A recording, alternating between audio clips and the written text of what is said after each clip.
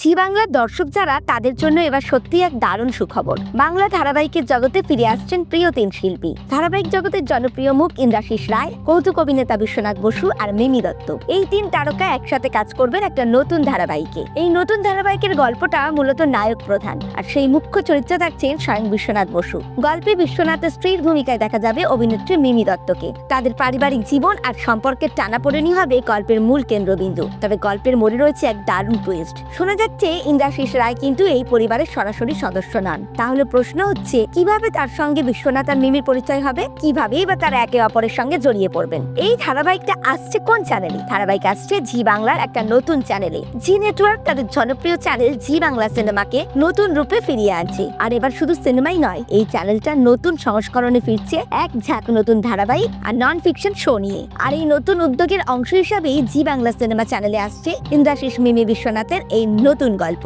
ইন্দ্রাশিস রায় বলেছেন, এখানে দর্শক আমাকে একটা অন্য লুকে দেখবেন, এমনই এক চরিত্রের অপেক্ষায় ছিলাম আমি। প্রোমো আসবে খুব তাড়াতাড়ি। এই নতুন যাত্রা শুরুর জন্য ইন্দ্রাশিস খুবই উত্তেজিত। এখন শুধুই অপেক্ষা। বিশ্বনাথ, মিমি আর ইন্দ্রাশিসের এই নতুন রসায়ন দর্শকদের কতটা মুগ্ধ করে সেটাই এখন দেখার বিষয়। আর ইন্দ্রাশিসের নতুন লুক দেখার জন্য আপনারাও বা কতটা উত্তেজিত, অবশ্যই আমাকে কমেন্ট করে জানান।